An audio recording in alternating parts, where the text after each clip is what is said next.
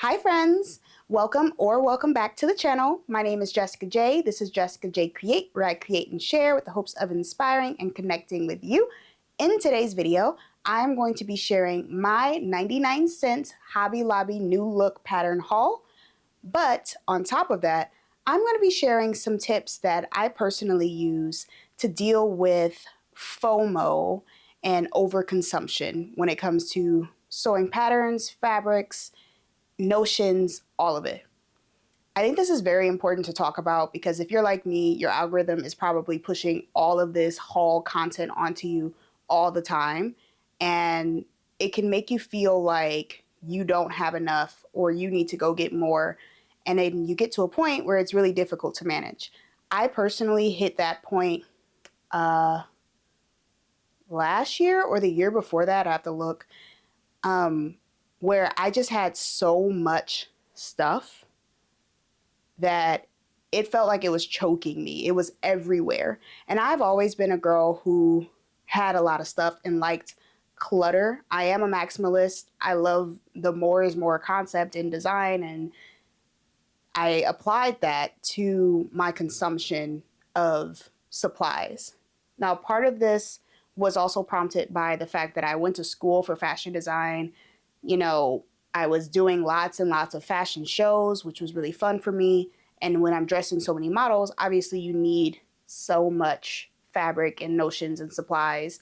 At that time, I really didn't sew with sewing patterns. I didn't discover sewing patterns until 2020 when COVID happened and I was home and I didn't like pattern making. So I was like, oh, wow, I can just buy a pattern and just sew it. That's awesome.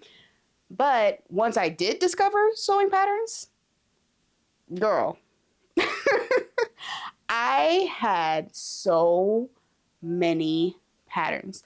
I would hit Joann's for every single pattern sale and buy the max limit, the 10, every single time. So this was like, it happens, 3 times a month? So think about collecting 30 patterns a month. I had boxes and boxes and boxes of patterns. And then I would always be on Facebook Marketplace, always looking for fabric, always getting more. And I got to the point where, like I said, I was just surrounded and consumed by all of these supplies. So you may not have had as extreme of an experience as me, but you may also feel sometimes that you just have so much. And it can actually be destructive to our creative energy, right? Because now we're trying to choose from all of these different options. You're constantly feeling behind, constantly feeling like you need to do more. And in reality, that takes away from the experience of sewing. At least it definitely did for me. So not only do I want to share the 7 patterns that I did pick up during this sale, but I want to share how I go about not buying so much stuff. So if that's something that you're interested in, if you struggle, if you want to hear about my struggle, if you want to see the patterns I picked up, normal haul stuff, then stick around, stay tuned, because that is exactly what this video will be about today.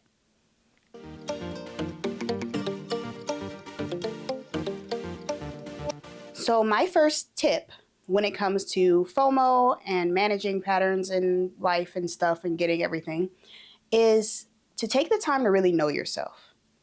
And I know that's pretty obvious, but I personally hadn't taken the time to ask myself questions like, what is my body type? What is my lifestyle? What do I enjoy creating? What sizes do I usually fall into? Just these simple questions that help you understand what you need to look for in these patterns and pattern sales. Like I would buy things that just didn't fit my body type, didn't actually fit my style, weren't things I would wear in real life, even if I wore them in real life, and that's how you create clutter. So get to know yourself, figure that out, have an understanding of what you like and what you don't, and from there, it'll help you to figure out what exactly you should be bringing into your home. And knowing yourself as well means knowing your needs, right? We do have gaps sometimes in what we do own, and understanding like, hey, I've been really thinking about this thing for a while and I don't have it in my closet and I don't have the pattern for it. And, having an idea of that helps you to pick out correct patterns and things for yourself. The first pattern I'm going to share with you, with the concept of knowing yourself in mind, is New Look 6284. Now, at first glance, this is not a pattern that I would necessarily get for myself before I started to take the time to know myself, right? Because this is not exciting. Let's just be real. This is a very plain looking top. Very plain, not super cute. Would not be something I would have picked up in my past life. But now I understand that I really enjoy sewing pajamas.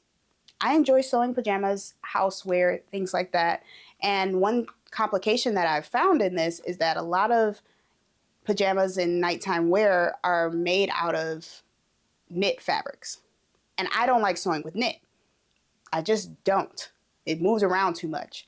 So with this particular pattern, I can see it as an easy go-to top option for when I'm sewing pajamas. That isn't the classic button-up look that we all associate with pajamas. So that is why I picked up New Look 6284 so that I can sew myself some woven pajama tops. And I can make it cute, you know. Look at the line drawing. I can make it cute. My second tip for making more mindful pattern or notion, whatever, purchases is to guard yourself against your fantasy selves. Now that you know yourself, you're looking back at the different purchases that you've made and wondering, why do I keep making these purchases? What is going on here? This is not me. That's because that is a fantasy version of yourself, otherwise known as a fantasy self, right? That is an ideal version that you have cooked up based off of inputs from outside, some like unspoken desires and dreams, some, you know, what you see online. Just all of this has accumulated and created these fantasy selves that sometimes pop out right when you're about to buy something, right? So let's guard ourselves against the fantasy self. Let's be real. Let's keep it real and operate from our true, authentic selves. Now, this was a concept that I became introduced by the Minimum Mom on here on YouTube. She talks about the concept of the fantasy self. And this is who you think you should be or who you could be in relationship to who you are now. That's the idea of a fantasy self. For me, my fantasy self worked in a corporate office. She had, not only did she work in a corporate office, she was a phenomenal at-home cook, and she was going out on dates every night, and she was going to galas and parties, and all of my patterns, all of my fabrics reflected that fantasy self. In reality, I get dressed in normal human clothes that aren't like my work clothes once or twice a week. I don't really wear my things out. I might go to a fancy occasion 2 or 3 times a year. I have still not learned how to bake, and yet I own about 8 sewing patterns that are aprons. But I owned like 50 before, so I'm doing better, okay? But understand who your fantasy selves are and make sure you guard yourself against them when you're out shopping, right? Again, this goes back to that first point of knowing yourself so that you can know also who you're not. Now, guarding against my fantasy self, I picked up New Look 6574. This is a dress that I will actually wear. Why? It is long enough. I don't like wearing short dresses. I'm past that phase in my life. I don't know if I was ever even there, but it's long enough. It has 2 sleeve options, which is pretty essential for me. It is very flattering as far as figure flattering goes for the pear-shaped figure that I have.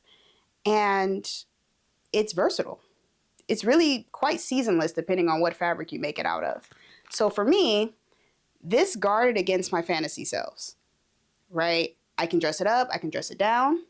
It feels like me. It feels wearable and not like some ideal version of myself that I made up in my head. My third tip is to make the decisions before you go. What do I mean by this? Be highly selective.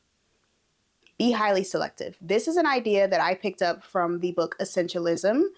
To become highly selective and make the decisions before you go, you follow the exercise of laying out 3 minimum criteria that purchase has to meet.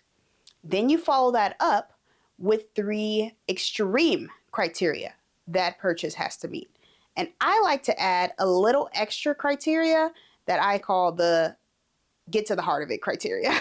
The 3 minimum criteria that my pattern purchase had to meet was 1, it had to have sleeves. Whatever I was getting had to have sleeves. 2, had to be woven. I, again, don't really sew with knits. And 3, it had to be my size. Because believe it or not, back in the day, I would buy patterns that were not my size. Thinking, oh yeah, I'll size them up. No, I won't. No, I won't. Okay? Be real. So those are my 3 minimum criteria.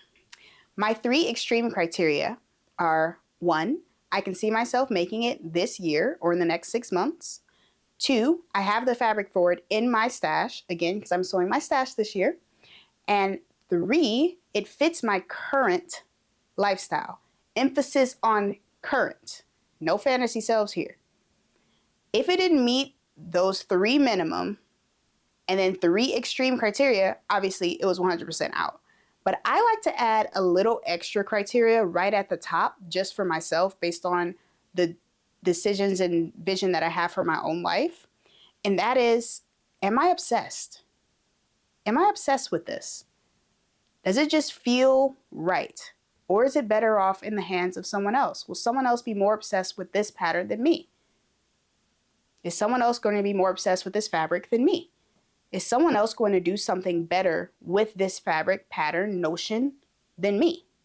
If the answer to that is yes, then it doesn't matter if it met the other criteria. For me, that means it's not for me.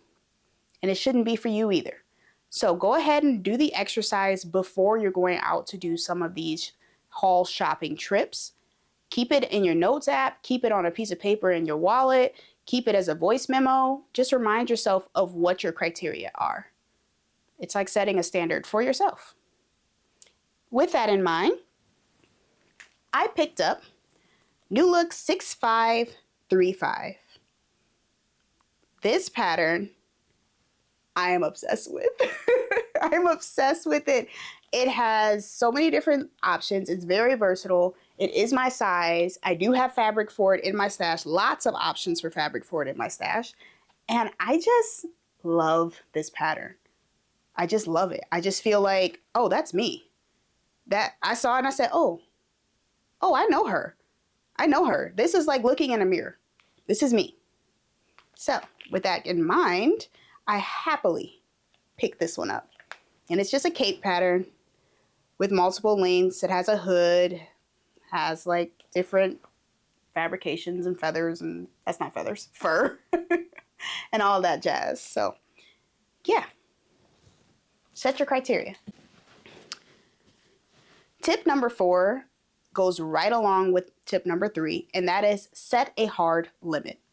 And when I say a hard limit, I mean a hard financial limit. And you can do this in many ways, right? You can get an accountability partner and say, hey, I need you to make sure that when we go into this store, I only spend this much, help me out, right? Or you can take it out only in cash or have someone get you a gift card, leave your cards at home. Whatever you need to do, set a hard financial limit before you walk in the store, before you walk in, right? This is going to help you to be more decisive, make sure you're sticking to your criteria, make sure you're kicking those fantasy selves to the curb, and you only get what you really need to get or want to get. Truly want. Not like that fleeting, lustful desire, but like that deep, slow burn kind of love. Yeah, we want that. Set a limit. In line with this, I did pick up New Look 6667. Now this pattern is so simple, but let's keep in mind, it does have sleeves. It is my size. It does fit my lifestyle, and I'm pretty obsessed. What I really was curious about with this particular pattern is the way that these darts are sewn. I'm very, very curious about how that works and how that will look on me. It's also such an easy seasonless dress, so it has a lot of versatility, and it has the sleeve, and the neckline just looks really pretty. Now, I love my neckline. I have pretty broad, kind of wavy shoulders, and the clavicles are doing what they do. So I really like the neckline of this. I think it's super pretty and different, and I'm curious on how it's constructed. So I picked this one up because it's so versatile, because it'll teach me something new, and I just thought, wow, she looks classy. Tip number 5 is a fun one for me. It's something I've been experimenting with for the last 6 months to a year, and that is to cultivate burning desire and longing.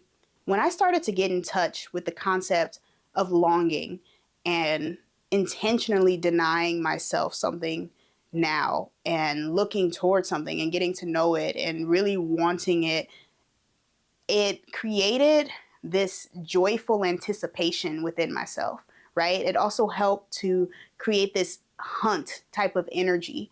And it was easy for me to say no to other things because I knew that I had a longing for something that was better, that was greater.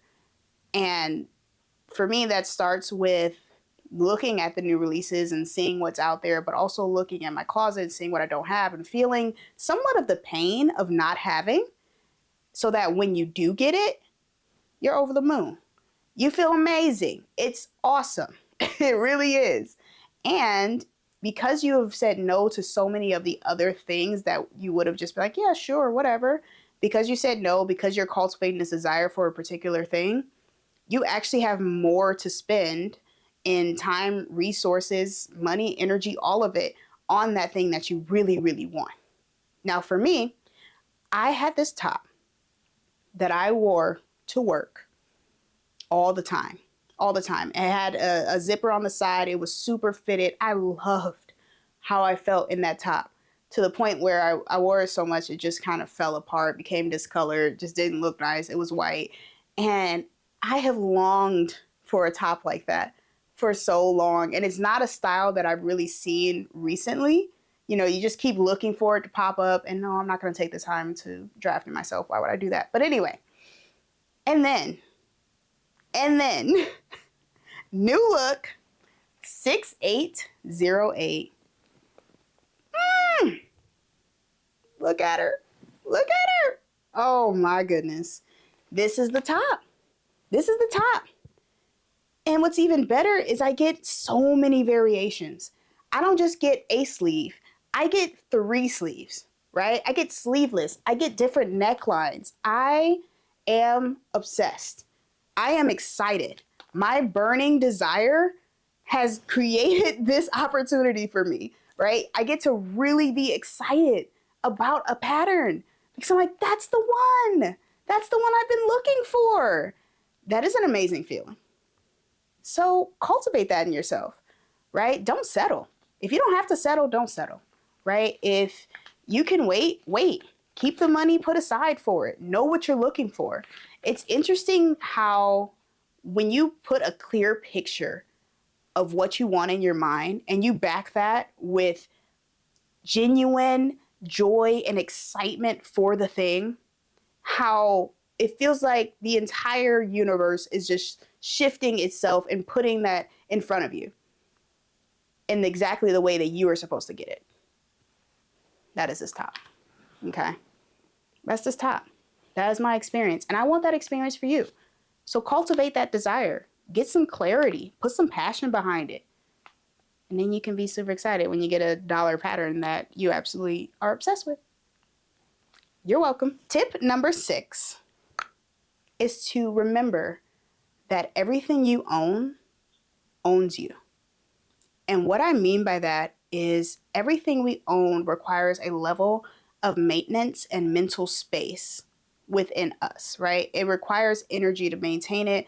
It's something that you have to keep in mind. It's something that you have to organize. When it comes to patterns, we all see them. How do I keep my patterns organized? What do I do with my patterns? Yada, yada, right? It's because it's now owning us. We have to maintain it. And that can be a joyful experience and responsibility if you don't overdo it. I know, I overdid it, okay? I was being owned by my stuff. So make it a mutually enjoyable experience between your stuff and yourself, between your pattern and yourself. And one way that I do this is to buy patterns that have multiple options so that it's less to manage, but gives you more value. And the pattern that I picked up for this is New Look 6106. Now this is a skirt pattern. It doesn't have a ton of options, but I can do a lot with this pattern. I don't have a skirt that's like this with those pockets in the front like that. I also love that it's high-waisted. Again, I know I look better in high-waisted things being pear-shaped. I love that there is a level of versatility in the length and then a little bit of accents that are different. But this is a pattern that I can keep in my stash and I can hack it every which way, right? And I can make it out of a bunch of different fabrications. So I'm okay with it owning me just a little bit, and I'm owning it, and that's okay. I feel comfortable here because there's a lot that I can get out of this, and I will. My 7th and final tip is to buy timeless. Buy timeless, buy things that are hackable, buy things that are versatile, okay? Like my last pattern, it's important that you don't have too many one-time to shine pieces in your collection. I was extremely guilty of this, right? Because I used to sew for fashion shows. So it's like you go out, you do your show, and you're done, right?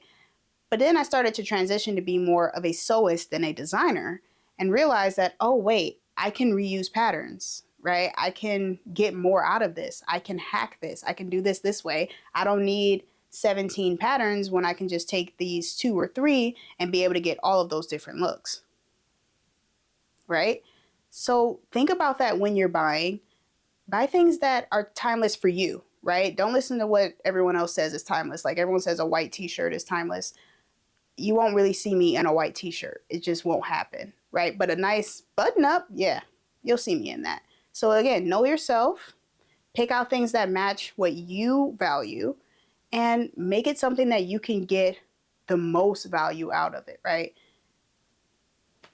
With that being said, I picked up New Look 6567. So this is a basic princess seam dress, 2 sleeve variations, I believe 3 neckline variations. But again, this is just a great base starter pattern. Just, you can do so much with it.